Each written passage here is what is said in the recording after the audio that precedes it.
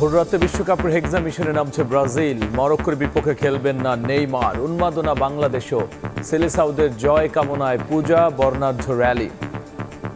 স্বার্থন্বেষী একটি মহল আবার বিভ্রান্তমূলক কথা বলে বাংলাদেশে অশান্তির সৃষ্টি করছে।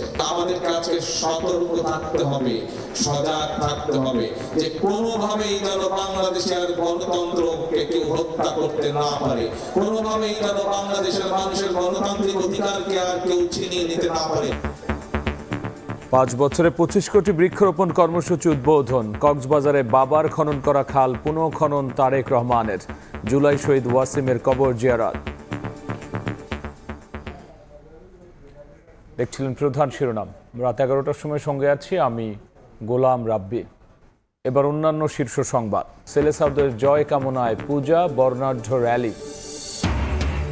গণভোটের রায় ও জুলাই সনদ বাস্তবায়ন না করে স্বৈরতন্ত্রের পথে হাঁটছে সরকার। চট্টগ্রাম বিভাগীয় সমাবেশে 11 দলের অভিযোগ, প্রয়োজনে আরেকটি গণভ্যুত্থানের হুঁশিয়ারি।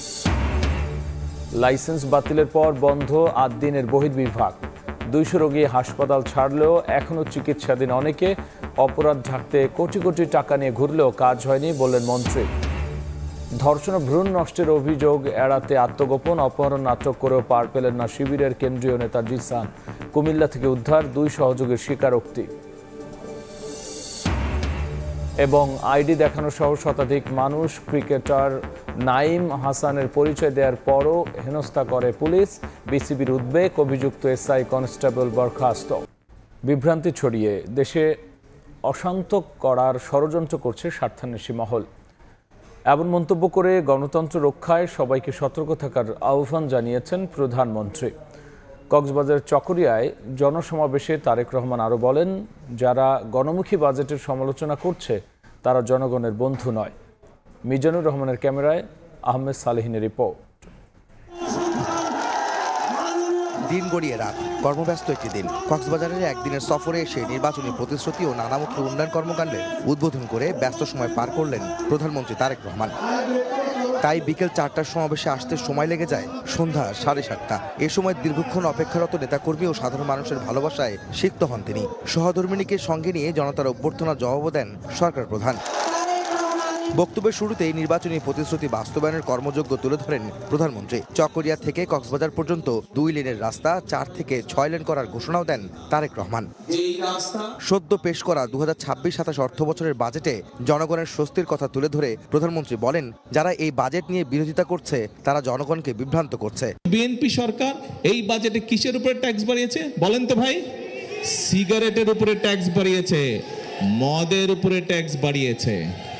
এখন যেই রাজনৈতিক দলগুলো মানি না, মানব না বলছে, তাহলে কি আমরা ধরে নিব যে তারা সিগারেট এবং মদের উপরে কেন ট্যাক্স বাড়ালো সেই জন্য মানি না, মানব না করছে?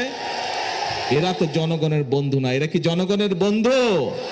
নির্বাচনের আগে জান্নাতের টিকিট বিক্রি করা একটি দল অতীতের মতো দেশে অস্থিতিশীল করার ষড়যন্ত্র করছে মন্তব্য করে সরকার প্রধান সবাইকে চক্রান্তকারীদের বিরুদ্ধে সতর্ক থাকার আহ্বান জানান। স্বার্থন্বেষী একটি মহল আবার বিভ্রান্তমূলক কথা বলে বাংলাদেশে অশান্তির সৃষ্টি করছে। আমাদের কাছে সতর্ক থাকতে হবে, সজাগ থাকতে হবে যে কোনোভাবেই যেন বাংলাদেশে আর গণতন্ত্রকে কেউ হত্যা করতে না পারে, কোনোভাবেই যেন বাংলাদেশের মানুষের গণতান্ত্রিক অধিকারকে আর কেউ ছিনিয়ে নিতে না পারে। পরে জনগণকে দেশের ভাগ্য উন্নয়নে কাজ করার আহ্বান জানিয়ে নতুন স্লোগান রচিত করেন সরকার প্রধান।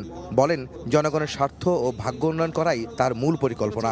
এই বাজেট বাস্তবায়ন করার মাধ্যমে কৃষকের ভাগ্যের পরিবর্তন করতে চাই। এই বাজেট বাস্তবায়ন করার মাধ্যমে বাংলাদেশের নারীদের ভাগ্যের পরিবর্তন করতে চাই, তাদেরকে স্বাবলম্বী করতে চাই। আমরা বাংলাদেশের কৃষক ভাইদের ভাগ্যের পরিবর্তন করতে চাই। সেই জন্যই আমি বলছি, করব কাজ, গড়ব দেশ, সবার জন্য বাংলাদেশ। আহমেদ সালেহিন, সময় সংবাদ, কক্সবাজার। গণভোটের রায় ও জুলাই সনদ বাস্তবায়ন না করে স্বৈরতন্ত্রের পথে হাঁটছে সরকার। চট্টগ্রাম বিভাগীয় সমাবেশে এই অভিযোগ করেন 11 দলের শীর্ষ নেতারা। সরকার ঠিক পথে না ফিরলে প্রয়োজনে আরেকটি গণভ্যুত্থানের হুঁশিয়ারি দিয়েছেন তারা। এ সময় পুশিন সহ সীমান্ত পরিস্থিতি নিয়ে উদ্বেগ জানান নেতারা। আগামী 20 জুন খুলনায় পরবর্তী বিভাগীয় সমাবেশ করবে 11 দল।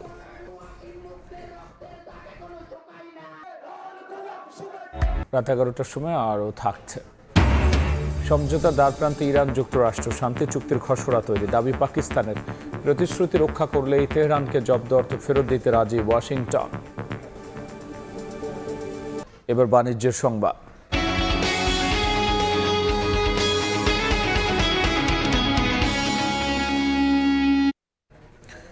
জাপান, কোরিয়া ও হংকংয়ে কর্মী পাঠানোর মাধ্যমে জনশক্তি রপ্তানিতে ঘুরে দাঁড়ানোর চেষ্টা করছে চট্টগ্রাম ও 3 পার্বত্য জেলা। জনশক্তি রপ্তানিতে দেশের অন্যান্য জেলার তুলনায় পিছিয়ে পার্বত্য জেলা রাঙ্গামাটি, বান্দরবান এবং খাগড়াছড়ি। 22 বছরে 3 জেলা থেকে বিদেশে গেছেন 20,000-এরও কম কর্মী। তবে সাম্প্রতিক বছরগুলোতে পার্বত্য জেলার বাসিন্দাদের জন্য জাপান, দক্ষিণ কোরিয়া ও হংকংয়ের মতো দেশগুলোতে যাওয়ার সুযোগ বেড়েছে। এছাড়াও পোশাক খাতের কর্মী হিসেবে জর্ডানেও আছে নারী শ্রমিকের চাহিদা।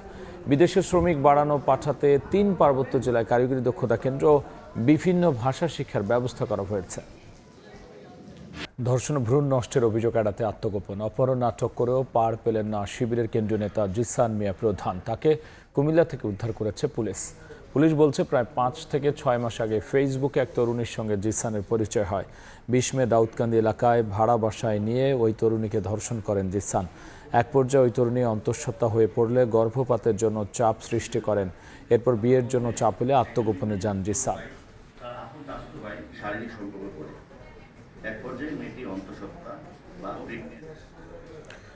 সামাজিক যোগাযোগ মাধ্যমে ছাত্র শিবির প্রোপাগান্ডা ছড়িয়ে ছাত্রলীগকে সুযোগ করে দিচ্ছে বলে অভিযোগ তুলেছে ছাত্রদল। শনিবার রাতে জামাত শিবির নেতাকর্মীদের ধর্ষণ ও নারী নির্যাতন সহ বিভিন্ন অপরাধমূলক কর্মকাণ্ডের প্রতিবাদে ঢাকা বিশ্ববিদ্যালয়ে প্রতিবাদ মিছিল করেন ক্ষমতাসীন দলের ছাত্র সংগঠনটির নেতাকর্মীরা। পরে শাহবাগের সংক্ষিপ্ত সমাবেশে তারা বলেন, বিশ্ববিদ্যালয়ের হল দখল করে আবার ছাত্রলীগের মতো রাজনীতি ফিরিয়ে এনেছে শিবির। এ সময় জামাত শিবিরকে বট আইডি থেকে প্রোপাগান্ডা না ছড়ানোর আহ্বান জানান ছাত্রদল নেতারা। অন্যথায় আইনি ব্যবস্থা নেওয়ার হুঁশিয়ারি দিয়েছেন তারা। আইডি দেখানো সহ শতাধিক মানুষ ক্রিকেটার নাইম হাসানের পরিচয় দেওয়ার পরও তাকে হেনস্থা করে পুলিশ। মারধর ও হেনস্থার ঘটনায় গভীর উদ্বেগ জানিয়েছে বিসিবি। অভিযুক্ত এসআই কনস্টেবলকে করা হয়েছে সাময়িক বরখাস্ত। জড়িতদের বিরুদ্ধে কঠোর ব্যবস্থা নেওয়ার ঘোষণা দিয়েছেন সিএমপি কমিশনার। এই ঘটনায় নাইমের পরিবারের করা মামলায় গ্রেফতার করা হয়েছে একজনকে। স্পিনার নাইম হাসানের দাবি, শুক্রবার রাত 12টার দিকে চট্টগ্রাম নগরীর লালখান বাজার ফ্লাইওভারের মুখে তাকে বহনকারী অটোরিকশা থামায় পুলিশ ও সাদা পোশাকে থাকা কয়েকজন।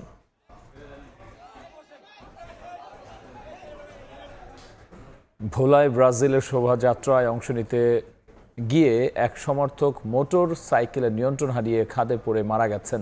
আহত হয়েছেন আরও একজন। স্থানীয়রা জানান, ব্রাজিল সমর্থকদের উদ্যোগে বিকেল 4টার দিকে বোরহানউদ্দিন উপজেলার দৌলতখানে আনন্দ শোভাযাত্রা আয়োজন করে। এতে অংশ নিতে মোটর সাইকেল নিয়ে রওনা দেন মোহাম্মদ ইসমাইল। পথে নিয়ন্ত্রণ হারিয়ে এক পথচারীকে চাপা দিয়ে রাস্তার পাশে ডোবায় পড়ে যায় মোটর সাইকেলটি। স্থানীয়রা তাকে উদ্ধার করে বোরহানউদ্দিন হাসপাতালে নিলে মৃত ঘোষণা করেন। চিকিৎসক গুরুতর আহত পথচারীকে উন্নত চিকিৎসার জন্য বরিশাল মেডিকেলে পাঠানো হয়েছে। এদিকে চুয়াডাঙ্গায় ট্রেনে কাটা পড়ে এক ব্যক্তির মৃত্যু হয়েছে।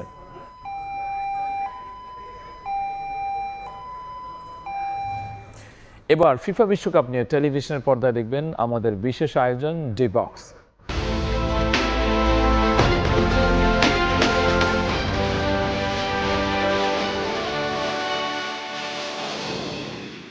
Hello everyone, welcome to the D box. আজকের এনভায়রনমেন্ট কিন্তু একটু বেশি এক্সাইটিং, কারণ আজকে সেই মহেন্দ্র খান ওয়ার্ল্ড কাপের যে সময়টার জন্য স্পেশালি বাংলাদেশিরা অপেক্ষা করে থাকেন। This is arguably the most anticipated group stage matches. আমি ব্রাজিল এবং মরক্কোর কথা বলছি, যদিও তার আগে আরেকটি খেলা আছে সুইজারল্যান্ড এবং কাতারের মধ্যকার। কাতার প্রথমবারের মতো ওয়ার্ল্ড কাপে খেলতে যাচ্ছে, এটাও নিশ্চয়ই বেশ আনন্দের। অন্যদিকে সুইজারল্যান্ড তো আছেই, দে আর ডুইং গুড। এবং তার পরবর্তীতে মানে ভোর 4টায় কিন্তু যে ম্যাচটির জন্য সবাই অপেক্ষা করছে, ব্রাজিল এবং মরক্কোর মধ্যকার ম্যাচও আছে। সো বুঝতে পারছেন আজকে ডি বক্সে কী নিয়ে আলোচনা হতে যাচ্ছে। আমাকেও দেখতে পাচ্ছেন অলরেডি ওয়ারিং ব্রাজিল জার্সি। আমার সঙ্গে আজকে গেস্ট হিসেবে আছেন former captain of Bangladesh national football team Mamunul Islam. আমি তার কাছ থেকে একটু শুনতে চাই আজকের ম্যাচটা নিয়ে। চারদিকে এক্সাইটমেন্ট অনেক বেশি দেখছি এবং বিভিন্ন জায়গায় জায়গায় কিন্তু দেখছি অলরেডি খেলা কিভাবে দেখবে, কোন পর্দায় দেখবে, কার সাথে মিলে দেখবে, পরিকল্পনা শুরু হয়ে গেছে। কেমন উপভোগ করছেন? না, বাংলাদেশের পরিপ্রেক্ষিতে আপনার ওয়ার্ল্ড কাপ আজকে থেকে স্টার্ট। যে 4টা ম্যাচ বা 2টা ম্যাচ হয়েছে তার থেকে বেটার মানে আপনার এনভায়রনমেন্টটা চেঞ্জ করার জন্য ব্রাজিল বলেন, আর্জেন্টিনা, ওয়ার্ল্ড চ্যাম্পিয়নরা যখন মাঠে নামবে তখনই বাংলাদেশের আপনার আবহাওয়া শুরু হবে ওয়ার্ল্ড কাপের ইমেজটা আসলে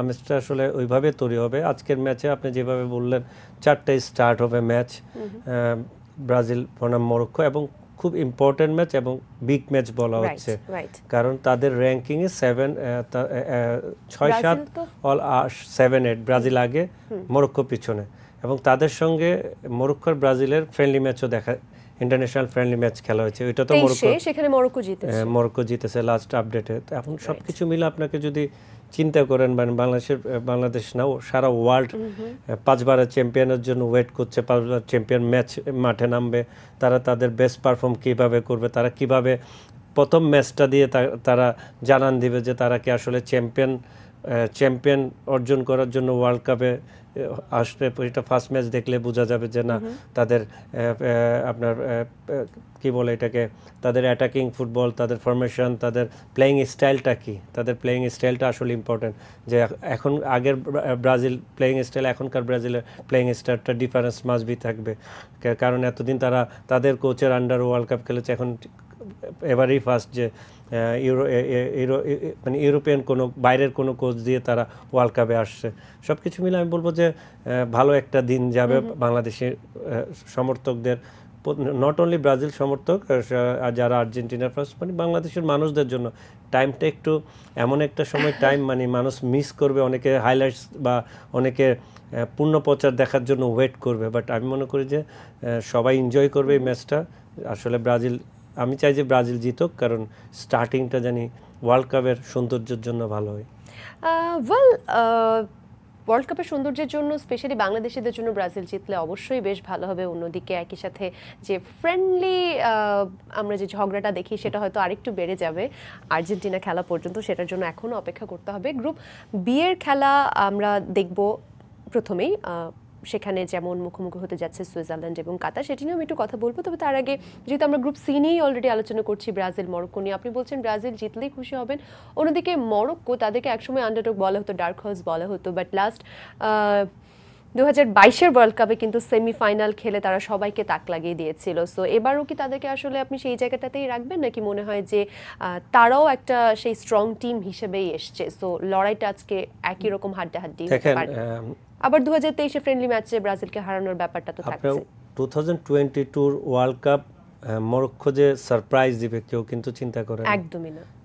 যখন তারা স্পেনকে হারিয়েছে, তারা আই থিঙ্ক পর্তুগালকে হারিয়েছে, তারা যখন সেমিফাইনাল যায় ফ্রান্সের সঙ্গে হেরে, ক্রোয়েশিয়ার সঙ্গে 3-তে খেলে, সব কিছু মিলে যে তারা যে সারপ্রাইজ দিচ্ছে, তাদের যে প্লেয়িং স্টাইলটা একটা defending playing style, counter attack basic playing style ছিল, তারা কাউন্টার অ্যাটাক বেসিক করে যখন তারা সাকসেস হচ্ছে, তার ওই টিমের কোচ কিন্তু এখন নাই। এটা আপনাকে এটা একটা ফ্যাক্ট হতে পারে। এখন যে কোচ আছে সে এই কোচ মানে আন্ডার-20 ওয়ার্ল্ড কাপ চ্যাম্পিয়ন টিমের, মরক্কো কিন্তু এখন আন্ডার-20 ওয়ার্ল্ড কাপ চ্যাম্পিয়ন দেশ। আন্ডার-20 ওয়ার্ল্ড কাপ যে চ্যাম্পিয়ন হয়েছে ওই কোচটাই এখন মরক্কোর মেন টিমের কোচ, ন্যাশনাল টিমের। 2022-এর কথা বললে আসলে মরক্কোকে নির্দ্বিধায় মোস্ট আন্ডাররেটেড বা আন্ডারএস্টিমেটেড টিম বলা যায়, আন্ডারডগ বলা যায়, রাইট। সো সেই জায়গা থেকে এবার তারা কি করবে? আপনি কোচের কথা বলছিলেন, কোচ নিয়ে আলোচনা হবে সেই জায়গাটায়। ব্রাজিলের কোচ কার্লো আনচেলোতির কথাও নিঃসন্দেহে চলে আসবে। ক্লাব পর্যায়ের দুর্দান্ত কোচ এবার ব্রাজিলের নতুন কোচ হিসেবে ওয়ার্ল্ড কাপে কোচ করতে যাচ্ছেন, সেটা নিয়ে কথা বলবো নিশ্চয়ই। তবে আমরা মনে হয় একটু বাইরে থেকে ঘুরে আসতে চাই। যেমনটা বলছিলাম যে বিভিন্ন জায়গায় আমরা দেখতে পাচ্ছি মানুষের মধ্যে উত্তেজনা, স্পেশালি ব্রাজিল ফ্যানরা কিন্তু অনেক বেশি এক্সাইটেড কিভাবে খেলা দেখবেন। আর সবসময় বাংলাদেশিদের উন্মাদনার একটা বড় জায়গা জুড়ে থাকে ঢাকা ইউনিভার্সিটির টিএসসি এলাকা, যেখানে সবাই মিলে একসাথে খেলা দেখার একটা অন্যরকম উত্তেজনা কাজ করে। আমরা সরাসরি টিএসসিতে যাব, সেখানে আছেন আমাদের সহকর্মী আদনান তুর্য। আদনান, এই মুহূর্তে আপনাকে দেখতে পাচ্ছি আমাদের খেলা চলছে চিরপরিচিত মার্কিন TSC তে, যুক্তরাষ্ট্রে, please বলুন। তার ছায়া পৌঁছে গেছে সারা বাংলাদেশে। তারই অংশ হিসেবে ঢাকা বিশ্ববিদ্যালয়ের টিএসসিতেও কিন্তু গত 3 দিন ধরে খেলা দেখানো হচ্ছে। পুরো বিশ্বকাপই কিন্তু ঢাকা বিশ্ববিদ্যালয়ের টিএসসিতে বসে দর্শকরা দেখতে পারবেন। আজ 4টার সময় ব্রাজিল ভার্সেস মরক্কোর খেলা হওয়ার কথা, তার আগ থেকে কিন্তু আমরা দেখতে পাচ্ছি এখনো ফুটবল প্রেমীদের ব্যাপক উন্মাদনা পুরো টিএসসি জুড়ে রয়েছে। চারিপাশ জুড়ে ফুটবল বিভিন্ন দলের ফ্ল্যাগ, জার্সি যেমন বিক্রিত হচ্ছে, তার মধ্যে থেকে ব্রাজিল ফ্যানদেরই আমরা দেখতে পাচ্ছি কয়েকজন আর্জেন্টিন ফ্যানও রয়েছেন, যারা বর্তমানে আসলে সেই ব্রাজিল ফ্যানদের মধ্যে থেকে এক ধরনের উন্মাদনার ছোঁয়া নিতে পৌঁছে গেছেন টিএসসিতে। তবে যেমন করে ফুটবলের ফ্ল্যাগ, পিন, পতাকা বিক্রি করা হচ্ছে, তেমনইভাবে কিন্তু হচ্ছে বিভিন্ন র্যালিও আমরা দেখতে পেয়েছি। ঠিক কিছুক্ষণ আগেই যেমন বিরাট বড় একটি মোটরসাইকেল র্যালি কিন্তু টিএসসিতে এসে পৌঁছেছে। তারা দাবি করছিলেন তারা লালবাগ ব্রাজিল ফ্যান ক্লাবের সাপোর্টার। তারা কিছুক্ষণ পরেই আবার আসবেন, 4টার ঠিক আগে আগে আবার খেলা দেখতে আসবেন। আপাতত তারা পুরো ঢাকা ব্রাজিলের পতাকাটা নিয়ে প্রদক্ষিণ করবেন। বর্তমানে কিন্তু আপাতত টিএসসিতে ধীরে ধীরে ব্রাজিল ভক্তরা, ফুটবল ফ্যান ভক্তরা জড়ো হচ্ছেন। তারা কিন্তু প্রচণ্ড আশা নিয়ে রয়েছেন প্রতিবারের মতোই, এবার হয়তো চমক দেখাবে ব্রাজিল।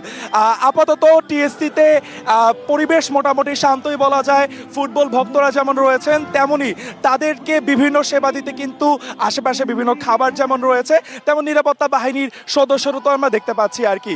ফুটবল ফ্যানরা কিন্তু প্রবল আগ্রহে টিএসসির বড় স্ক্রিনের সামনে অপেক্ষা করছেন ফুটবল খেলা দেখার জন্য।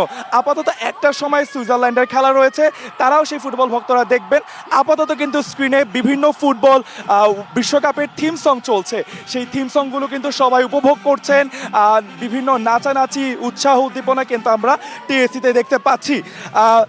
আপাতত আমরা আশা করতে পারছি যে আপাতত 4টার সময় যখন খেলা হবে বা 1টার খেলা, তার আগেও আরও বেশি উত্তেজনা, উদ্দীপনা তৈরি হবে। আপাতত টিএসসি থেকে বিশ্বকাপ নিয়ে এই ছিল আমার কাছে সর্বশেষ তথ্য। সূর্য টিএসসি থেকে সরাসরি আমাদেরকে আপডেট জানাচ্ছিলেন। আজকে যেটি বলছিলাম, যদিও গ্রুপ বি এর খেলা দিয়ে আজকের খেলা শুরু হচ্ছে কাতার ভার্সেস সুইজারল্যান্ড, কিন্তু সবাই মুখিয়ে আছেন আসলে ব্রাজিল ভার্সেস মরক্কোর খেলা দেখতে, যেটি বাংলাদেশ সময়ে ভোর 4টায় হতে যাচ্ছে। ব্রাজিল চেজ করতে যাচ্ছে তাদের 6ষ্ঠ বিশ্বকাপ এবং এখন পর্যন্ত ওয়ার্ল্ড কাপের হিস্ট্রিতে সবচাইতে এগিয়ে আছে যদি আমরা ওয়ার্ল্ড কাপ নেয়ার ক্ষেত্রে বলি। অন্যদিকে মরক্কো 2022-এ সবাইকে সারপ্রাইজ দেখিয়েছিল তাদের সেমিফাইনাল রান দিয়ে। কোচের কথা বলছিলেন, মরক্কোর কোচ মোহাম্মদ ওয়াহাবি, তিনি কিন্তু বেশ কনফিডেন্সের সাথেই বলেছেন there is no favourite in this match. তার মানে তিনি তার দল নিয়ে যথেষ্ট আত্মবিশ্বাসী, বিকজ অফ তারা ফ্রেন্ডলি ম্যাচে জয়লাভ করেছে এবং ব্রাজিলের যে অবস্থান এখন বর্তমানে আঞ্চলেতে মানে দায়িত্ব নেওয়ার পর থেকে তারা ঘুরে দাঁড়ানোর একটা চেষ্টা আছে। তার আগ পর্যন্ত যে আপনি ওয়ার্ল্ড কাপ কোয়ালিফাইয়ে বলেন, সবচেয়ে লাস্ট টিম হিসাবে ব্রাজিল ওয়ার্ল্ড কাপ খেলার সুযোগ হয়েছে, বাদও পড়তে পারতো ওই জায়গাটুকুতে নিয়ে। তাদের অনেক বড় চ্যালেঞ্জ এই ম্যাচটা ব্রাজিলের জন্য। যদি আপনি দেখেন যে তাদের টিম স্কোয়াড যদি আপনি চিন্তা করে দেখেন, মাস্টার মাইন্ডভাবে যদি চিন্তা করে দেখেন, আপনার মরক্কোর কোচ থেকে আপনার ব্রাজিলের কোচের আঞ্চলিক সাকসেসফুলের জায়গা অনেক, কারণ চ্যাম্পিয়ন্স লিগ জিতা, অনেকগুলি চ্যাম্পিয়ন্স লিগ জিতা, ইতালি লিগ জিতা, স্প্যানিশ লিগ জিতা, তারপর ইংলিশ প্রিমিয়ার লিগ জয়লাভ করে। মানে আঞ্চলিক successful coach in European.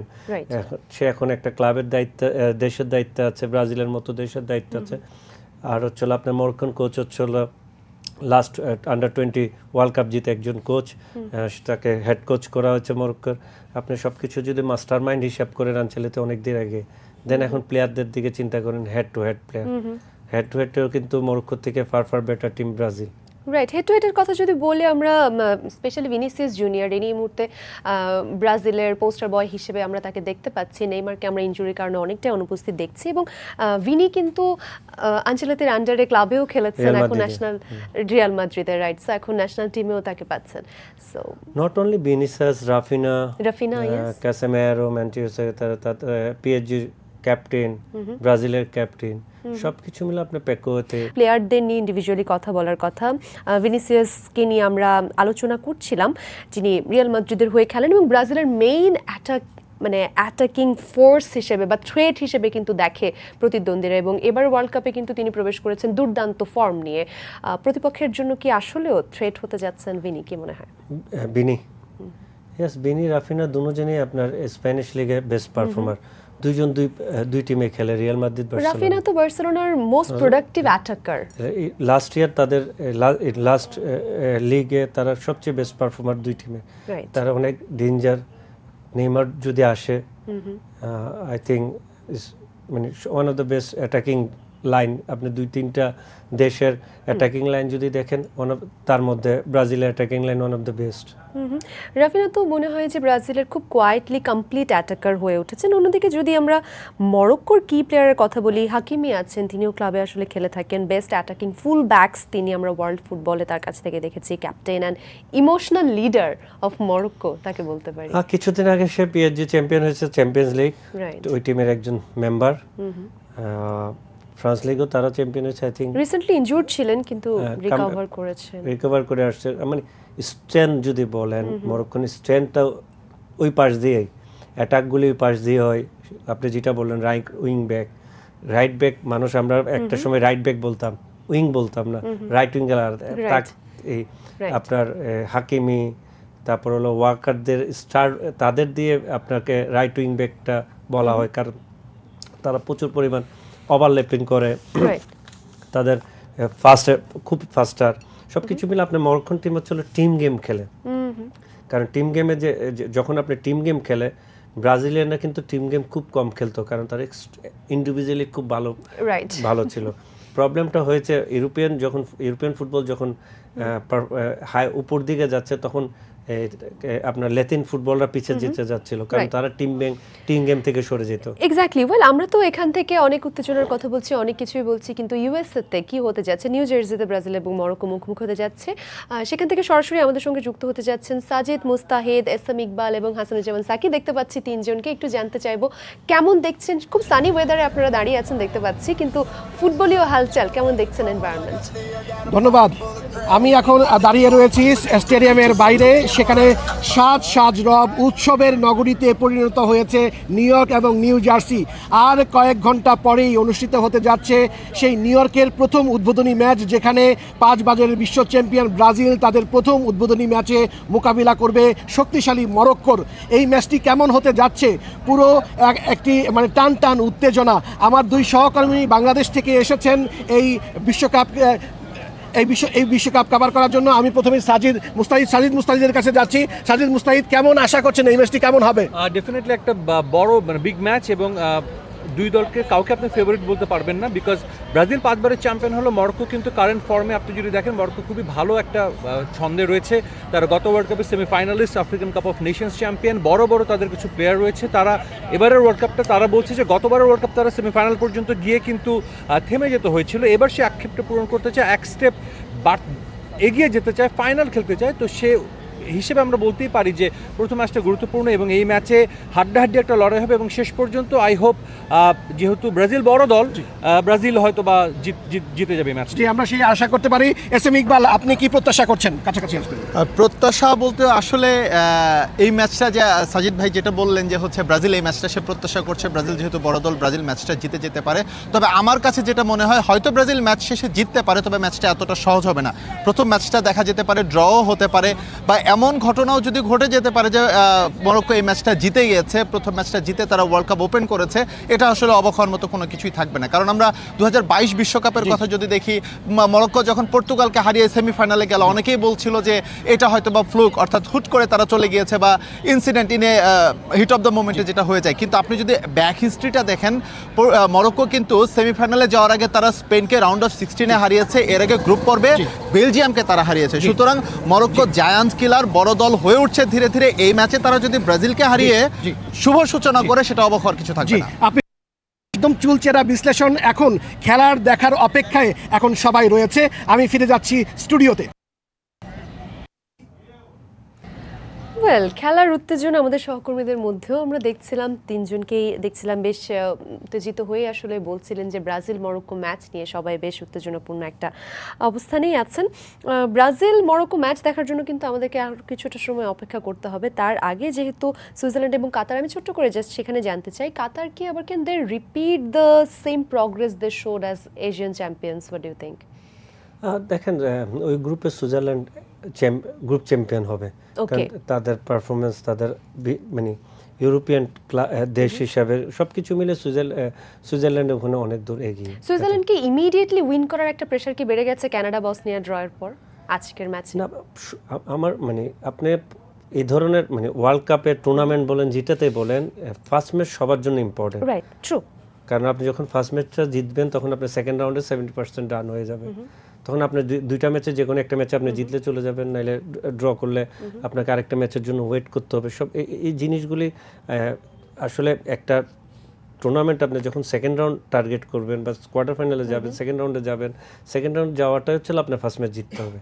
That's why সুইজারল্যান্ডকে যদি গ্রুপে চ্যাম্পিয়ন হতে হয়, আপনাকে অন্য গ্রুপের রানার্স আপের সঙ্গে যখন আপনি খেলতে যাবেন তখন আপনাকে ম্যাচ জিততে হবে। সেটাও কিন্তু চিন্তা করতে হবে। আমরা একেবারে শেষের দিকে আছি, জাস্ট আপনার প্রেডিকশনটা জানতে চাই এবার। প্রথমেই যদিও বলছিলেন যে আপনি বলেই দিয়েছেন সুইজারল্যান্ড গ্রুপ চ্যাম্পিয়ন হবে, তাহলে প্রথম ম্যাচে সুইজারল্যান্ডকে এগিয়ে রাখছেন। কত goal, anything? What do you? এইভাবে বলা যায় না, প্রেডিকশন বলা যায় না। উই নো হোয়াট ব্রাজিল মরক্কোর প্রেডিকশন কি হবে? You expecting draw? ব্রাজিল জিত? You are very confident. Okay, let's see what happens. Thank you so much for your time. দর্শক যারা এতক্ষণ আমাদেরকে দেখছিলেন ডি বক্সে, অতিথির কাছ থেকে শুনলেন ব্রাজিল জিতবে, খুব কনফিডেন্সের সাথেই বললেন। আমার মনে হয় ব্রাজিল ফ্যানরা এটি শুনে আরও একটু আত্মবিশ্বাস পাচ্ছেন। Let's see what happens. It's always unpredictable what happens in the field. Brazil Morocco খেলা ভোর 4টায় নিশ্চয়ই জেগে থেকে দেখবেন। সময় টেলিভিশনের পর্দায় কিন্তু সরাসরি দেখতে পাবেন, আর তার আগে কাতার এবং সুইজারল্যান্ডের মধ্যকার ম্যাচটিও কিন্তু আমরা দেখতে পাবো। So let's enjoy the matches. Thank you so much for watching.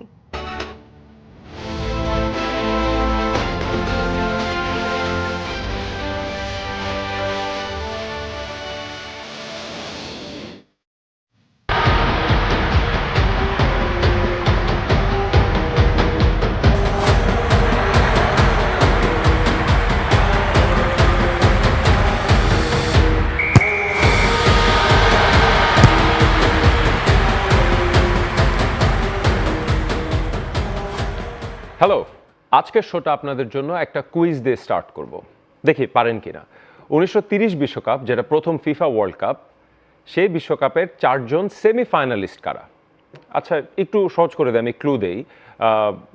Uruguay তো খেলেছে অবশ্যই চ্যাম্পিয়ন, এবং ফাইনালিস্ট আর্জেন্টিনা। থার্ড টিমটা ইউগোস্লাভিয়া, যারা অবশ্য এখন কোনো দেশই না, সেটা অন্য আলোচনা। ফোর্থ টিম কারা? চিন্তা করুন। আমি নিশ্চিত যে আপনি যদি উত্তরটা না জেনে থাকেন, যেটা গেস করছেন তার ধারে কাছেও সেই দেশটা না। দেশটা হচ্ছে আমেরিকা, ইউএসএ। তাহলে কিভাবে একটা দেশ ওখান থেকে এখানে আসলো? আমার ধারণা যেদিন থেকে তারা ফুটবলকে সকার ডাকা শুরু করেছে, ওই দিন থেকে তাদের অধপতন।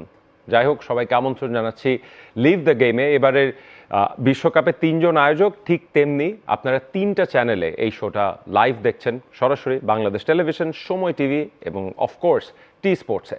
আজকে আমাদের সাথে অ্যানালিস্ট হিসাবে আছেন experience sports journalist, sports analyst Nabil Kaiser. দেশে বিদেশে অসংখ্য ইন্টারন্যাশনাল লোকাল ইভেন্টস কভার করেছেন। Nabil, welcome to the show.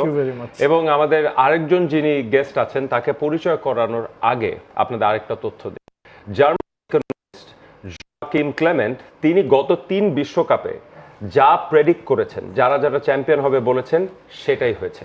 এবারে তার প্রেডিকশনটা কি? আগে আমি একটু বলি। তিনি বলেছেন ফাইনাল খেলবেন নেদারল্যান্ডস এবং পর্তুগাল।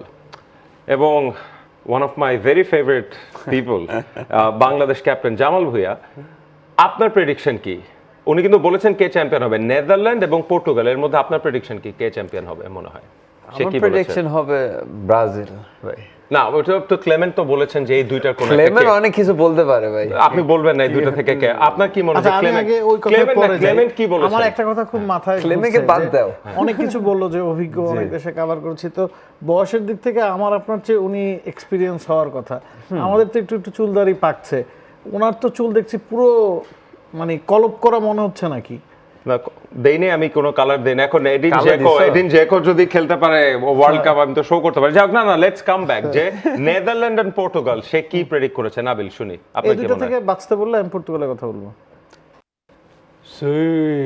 যাই হোক, ক্লেমেন্ট বলেছেন নেদারল্যান্ড চ্যাম্পিয়ন হবে, সো উই উইল সি। যাই হোক, welcome to live the game. আজকে লাস্ট ওয়ার্ল্ড কাপের হোস্ট কাতার এবং সুইজারল্যান্ড মুখোমুখি হবে। Interestingly Qatar was an amazing host, সবাই অনেকদিন কাতার ওয়ার্ল্ড কাপের কথা বলবে, বাট খুবই পুয়ার পারফরমেন্স ছিল এবং দি অনলি হোস্ট যারা প্রথম ছেড়েছিল। জামাল ভাইয়া প্রথম শোতে বলছিল যে কাতারকে নিয়ে অনেক সমালোচনা হয়েছে কাতার বিশ্বকাপের আগে, তবে কাতার বিশ্বকাপটাই ঘুরে ফিরে সবার মনে আসছে, কারণ এক জায়গায় সবাই এত এনজয় করে ম্যাচগুলো দেখেছে সে কারণে। তবে নিজেদের পারফরমেন্স আসলে তাদের একেবারেই ভালো ছিল না, গ্রুপ পর্বে বাদ পড়েছে এবং ওই একবারই তারা বিশ্বকাপ খেলেছে, সেটাও যেহেতু তারা হোস্ট সে কারণে। এবার দ্বিতীয়বারের মতো বিশ্বকাপ খেলছে, মনেও আগের বারের চেয়ে তাদের পারফরমেন্সটা ভালো হতে পারে। লোপেদিগি তারা কোচ করে এনেছে, সুপারস্টার বলে হুলেন লোপেদেগুই স্পেনের কোচ ছিলেন, রিয়াল মাদ্রিদের কোচ ছিলেন, উলসের কোচ ছিলেন, সেভিয়ার কোচ ছিলেন। তবে তার পারফরমেন্স এখনো পর্যন্ত কাতার জাতীয় দলের হয়ে খুব একটা আশাবাদী। জয়েন করেছেন 2025 ম্যাচে তিনি পর্যন্ত কোচিং করেছেন, মাত্র 2টা জয়। বাট ইন্টারেস্টিংলি জামাল 2022 টিমের 14 জন কিন্তু এই স্কোয়াড আছে, so the experience they have been playing together for a long time. So এইটা কিন্তু আমি প্রথম ওয়ার্ল্ড কাপটা তাদেরকে একটু ছাড় দিতে চাই, কারণ you are professional footballer, you would know অনেক নার্ভ কাজ করছিল, বাট এখন they would be a formidable side. Of course now এখন একটু এক্সপিরিয়েন্স আছে, প্রথম ওয়ার্ল্ড কাপ অনেক নার্ভাসনেস ছিল, তারপরে হোস্ট হিসাবে প্রেশার আছে that you have to perform, but এখন I don't think they have like এত pressure, because if we look at this group, ওরা they are probably the lowest rank na, so but they can play freely and they have a coach who likes to play football, by the way, and as Bhaiya said, he's the biggest star of the team kintu. Absolutely. Sorry, আমি একটু অন্যমনস্ক হয়ে গেছি। কি পড়া ভিতরে একটু tensed আমার মনে হয়, যদি না কি ব্যাপার জামাল? হ্যাঁ না, এটা তো আলাদা show, so let's continue this show. এটা নিয়ে কথা বলে না, একটু টেন্স নাকি? না টেন্স না, আজকে মানে এটার পরের ম্যাচ একটা খুব মানে let's say the World Cup finally starts tonight or this morning না, so অন্তত বাংলাদেশীদের এটা পরে আমরা আলাপ করব। রাইট অফ কোর্স, সো এটা নিয়ে কথা বলবো। সো কথা বলতে যাচ্ছেন, আমি বললাম তো আমি তো আজকে একটু টেন্সড আর কি। তো একটু সুইজারল্যান্ডকে নিয়ে খুব ইন্টারেস্টিং ব্যাপার, দেয়ার 13th ওয়ার্ল্ড কাপ, টানা আউটিং তাদের জন্য, বাট ইন্টারেস্টিং ব্যাপার ওরা খুব round of 16, rarely probably 1950 world কাপে একবার কোয়ার্টার ফাইনালে খেলেছে, কিন্তু রাউন্ড অফ 16-এ তারা যায় মোর অর লেস। 1930, 34, 50 যেটা বললেন, তিনবার তারা কোয়ার্টার ফাইনাল খেলেছে, তবে রিসেন্টলি গেল 3 রাউন্ড অফ 16-এ গিয়েছে। এবং এই গ্রুপটা যদি আপনি দেখেন, এই গ্রুপ থেকে দে আর টপ পরের পর্বে যাওয়ার জন্য। কাতার আছে, বসনিয়া আছে, কানাডা আছে, যেহেতু ম্যাচটা ড্র হয়ে গেছে, এই ম্যাচটা যদি তারা জিতে যায় সেক্ষেত্রে নিশ্চিতভাবে তারা পরের পর্বে প্রথম ম্যাচ শেষেই অনেকখানি এগিয়ে থাকবে। এবং সুইজারল্যান্ড দলটা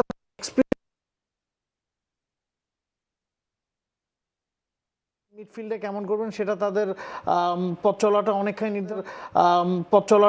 নির্ধারণ করে দেবে। আরেকটা জিনিস আমি দেখছিলাম যে ট্রান্সফার মার্কেটের একটা ভ্যালু থাকে, কাতারের প্লেইং 11-এর যেই ভ্যালু সেটা more or less 10 million euro, আর শুধু এন্ডোয়ে যিনি গেল 6 ম্যাচে 5টা গোল করেছেন তার ভ্যালুই 45 মিলিয়ন। সুইজারল্যান্ডের ওভারঅল ভ্যালু ক্লোজ টু 200, কাতারের হচ্ছে 10 million.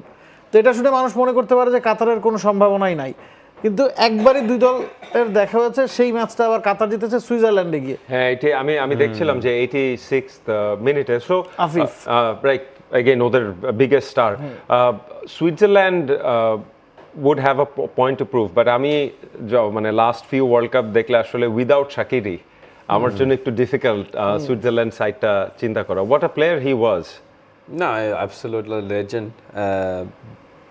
Scored so many goals. He's been one of the best players ever for Switzerland. But I think this will be Shaka's last World Cup. Right. Shaka, He's fourth as well. fourth as well. So Shaka is, man, he's the general in this team, na. So everything goes through Shaka, and আমরা তো মনে করছি যখন Shaka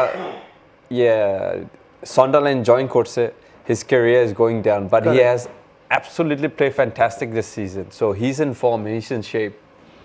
Right. আচ্ছা, জামাল ভাইয়ের কাছে আমি এই প্রশ্ন রাখতে চাই, শাকা যেই পজিশনটা খেলেন আপনার পজিশনের সাথে অনেকখানি মিল আছে। বয়সের কথা যদি আপনি চিন্তা করেন, তার বয়সও হচ্ছে, এবং আপনি যেটা বলছিলেন সান্ডারল্যান্ডে আসার পরে মনে হয়েছিল যে ক্যারিয়ারের শেষ প্রান্তে আছেন, এভাবে যে উত্থান, এটাকে কিভাবে দেখেন এবং এটা আসলে কিভাবে সম্ভব হলো?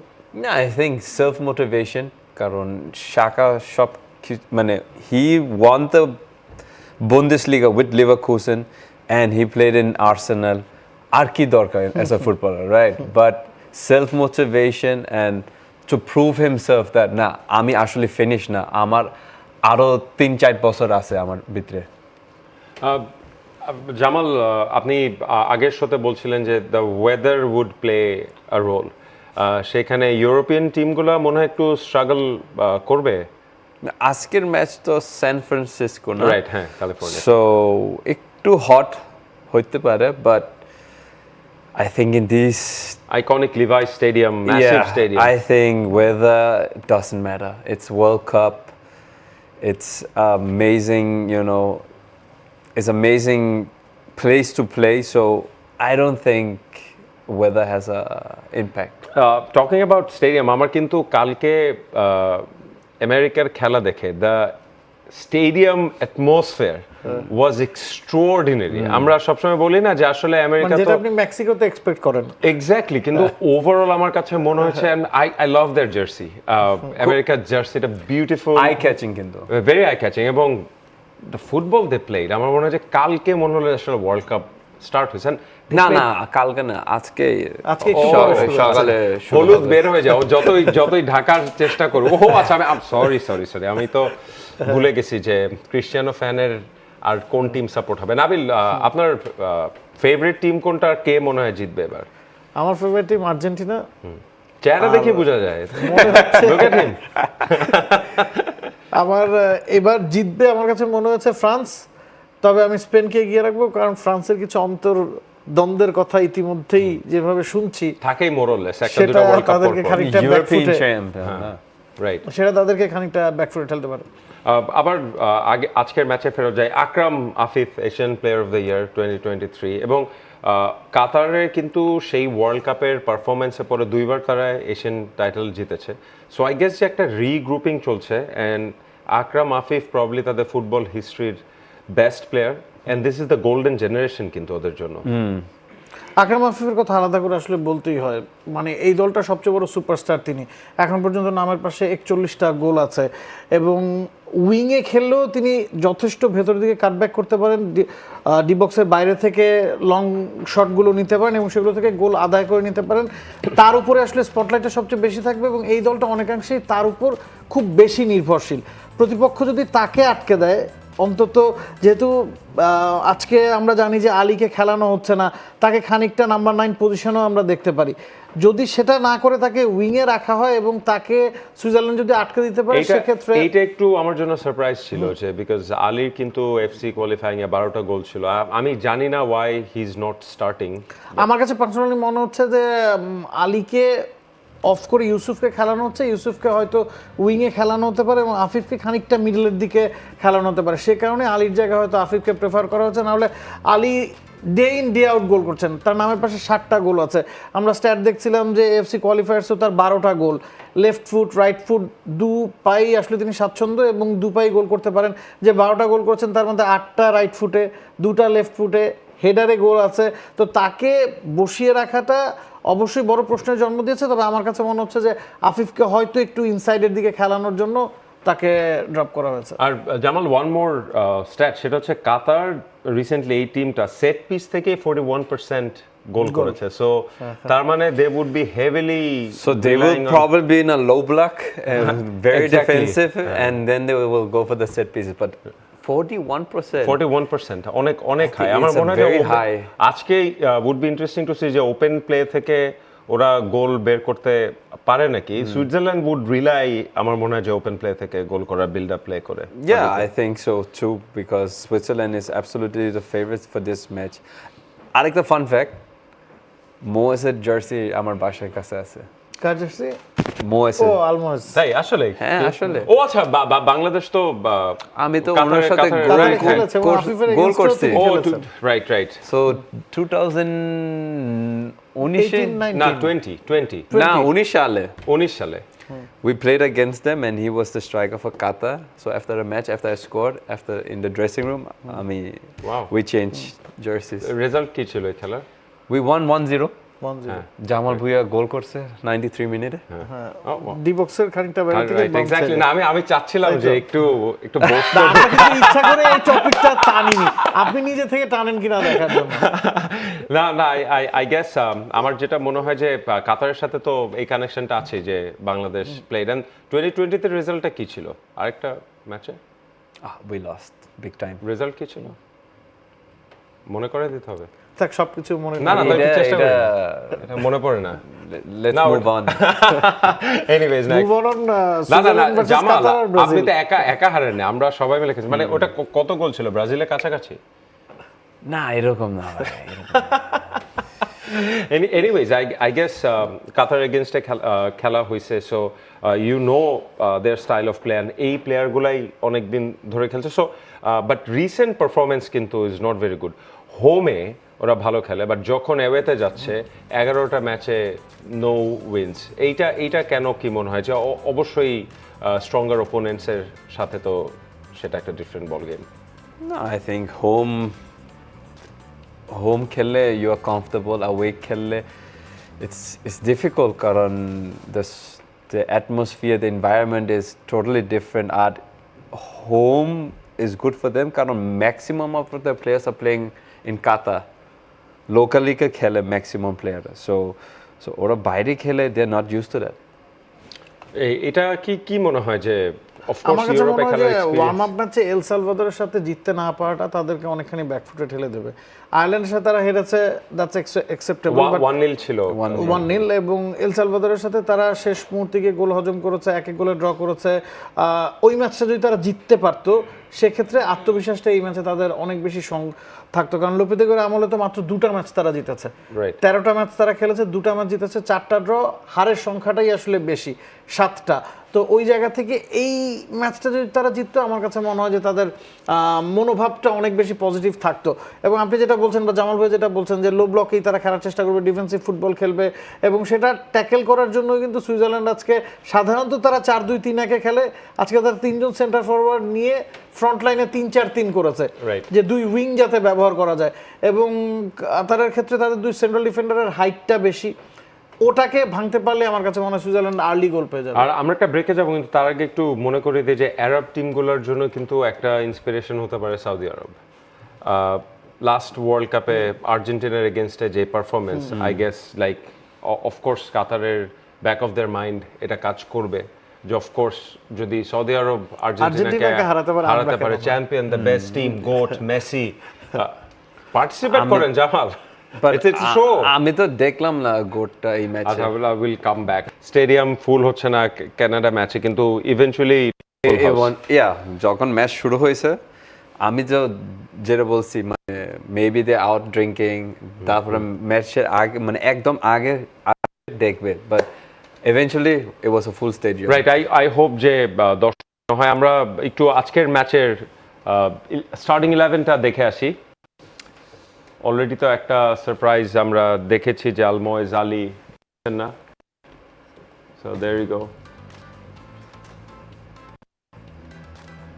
Of course 4-2-3-1 ফরমেশন খেলবেন, no surprises I guess. একটা বাদ আলমোয়েজ আলী। এই জায়গায় আফিফকে লেফট সাইডে রাখা হয়েছে, সে কারণে আসলে ইউসুফের ইন্ট্রোডাকশন একটু অবাক করছে। আলমোয়েজের জায়গায় যার নামের পাশে 7টা গোল, হয়তো ইয়াং ফুটবলারকেই আসলে বাজিয়ে দেখতে চাচ্ছে। প্রথম ম্যাচের গুরুত্বটা অবশ্যই জানেন, সে কারণে হয়তো একটু বাজি ধরে দেখতে চাইছেন। ইন্টারেস্টিংলি লোপেটেগু যেই ধরনের ফুটবল খেলেন, যেই ধরনের টিম ম্যানেজ করে এসছেন, এইটা তার জন্য কিন্তু ইজ এ চ্যালেঞ্জ আসলে, like when you manage a team like Spain, Real Madrid, Sevilla, and then now You have to be.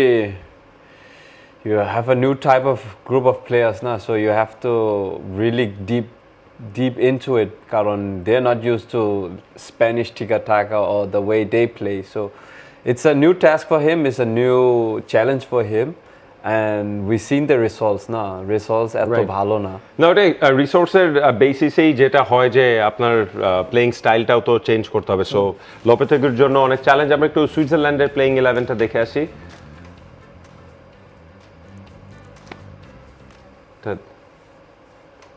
আমরা একটু অফকোর্স যেটা আমরা দেখি Manuel Akanji, the heart of the defence basically, and there you go, Granit Xhaka there, 3-4-3 খেলবেন, এবং Embolo is they are interesting, এবং সুইজারল্যান্ডের coach ইয়াকিন মুরাত, যিনি আসলে সুইজারল্যান্ডের হয়ে খেলেছেন, তিনি বলেছেন he has a secret weapon call Johan Manzambi basically 9 number. So it would be interesting to see teenager, এবং উনি এভাবে বলেছেন যে উনি আনলিশ করবেন নর্থ আমেরিকাতে his secret weapon. So World Cup এর এটাও কিন্তু it's a beautiful part. আমরা মোরাকে দেখেছি 15 বছর বয়সে বিশ্বকাপ খেলে ফেলছে। Absolutely. Nah, he's a new guy on the block. So every World Cup there's a new player who shines. Right. So but maybe it will be Manzambi. But then যখন আসলে young talent teenager কথা উঠে আসলে Yamal, I guess সব চোখ কিন্তু ওর দিকেই থাকবে। বয়সের কথা যদি বলেন সাবির ভাই, একদম পার্সোনালি যদি বলি, বয়স নিয়ে যে একটা উচ্চাসা বা বয়স নিয়ে সবচেয়ে বেশি স্পটলাইট ওই যে সূর্যবংশী যা করছেন, এখন আর বয়স টয়স খুব বেশি ম্যাটার করছে না। সূর্যবংশীর ওই কার্যকলাপের পরে এখন ক্রিকেট ফুটবল যে কোনো কিছুই বলেন, বয়স খুব একটা ম্যাটার করছে না। There you go, getting younger. Of course. মানে very well said. মানে Jamal is getting quicker as well.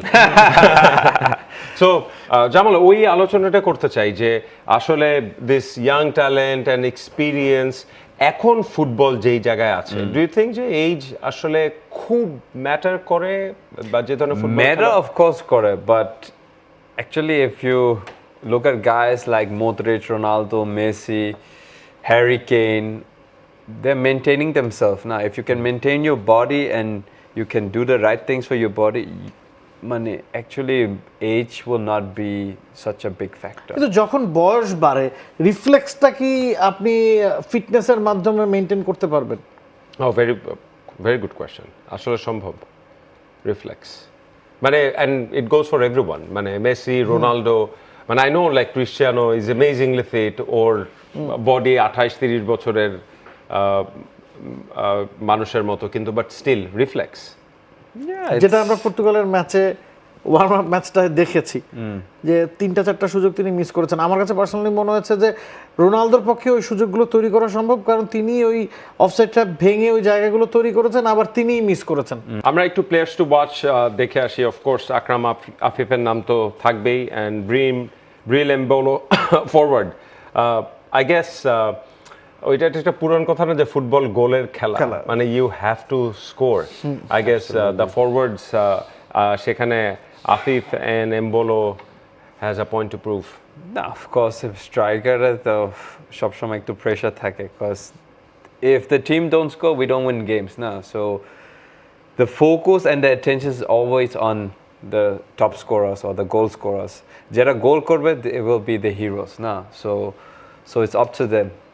Jamal যেটা বলেছে যে কাতার ডিপ ডিফেন্স করবে, I'm sure, like, and maybe Almos is not that a hard-working player. Okay. So maybe that's why Lopetegui is thinking, okay, I need a hard-working player যেটা বেশি run করতে পারে আর pressing করতে পারে। He is actually right. Almosের যদি আমরা hit map দেখি, ওর goals always বক্সের ভিতর থেকে আসে, আর অত ক্রিয়েটিভিটিও নাই। না, দেখ অবশ্যই উত্তরটা কিছুটা হলো পাওয়া গেল যে কেন তাকে সুযোগ দেওয়া হলো না। আমরা নিজেরাই বের করে ফেললাম, বাট আসলে আমরা জানবো না যে পরে বোঝা যাবে আসলে আগে যে প্রেস কনফারেন্সে এই কোয়েশ্চেনটা উঠবে অবশ্যই। আর এইটা যদি সে বাংলাদেশের কোচ এই কাজ করতো, মানে আপনি নিজে নাবিল একজন জার্নালিস্ট, কয়জনের প্রশ্ন করতো? প্রথম প্রশ্নটা এটা হতো, এরপরে দু একটা Why? প্রশ্ন অন্য কেন? কিছু নিয়ে করে আবার ওই জায়গায় ঘুরে ফিরে পুরো সংবাদ সম্মেলন ওটা নিয়েই হতো। প্রেডিকশন চাই নাবিল আপনার কাছে। 2-0 সুইজারল্যান্ড। 3-1 সুইজারল্যান্ড। সুইজারল্যান্ড। আমি জানি না যে মানে আমার সব প্রেডিকশনই ভুল হয়। আমার সবচেয়ে বিগেস্ট প্রেডিকশন ছিল সৌদি আরব ভার্সেস আর্জেন্টিনা লাস্ট ওয়ার্ল্ড কাপে, যে 5-0। সেখান থেকে আমি গতকালও ভুল প্রেডিকশন দিয়েছি, বাট জানি না, আমি একটু আন্ডারডগদের সাপোর্ট করি, like so draw or Qatar 1-0 I guess. Qatar জন্য 2 গোল করা would be very difficult I guess, যে নোয়িং দ্য হিস্ট্রি। এনিওয়েজ শেষ করব আমরা, কিন্তু আমার কথা বলার সুযোগ হবে না জামাল ভুঁইয়ার সাথে। Nabil, you can also join. not talking about Brazil now. আচ্ছা না, আমাদের শেষ করতে হবে আই গেস, ও চাচ্ছে না, টেন্স অনেক। এখানেই শেষ করছি। আমরা আসলে যেভাবে করতে চাই যে we want to live the game, আমরা আনন্দ করতে চাই, it's all in good humour. I guess আপনারা খেলাটা দেখবেন, এনজয় করবেন। সো আই গেস আপনারা খেলাটা দেখবেন, এনজয় করবেন এবং টি স্পোর্টস, সময় টেলিভিশন এবং বিটিভিতে খেলা দেখবেন। ভালো থাকবেন সবাই।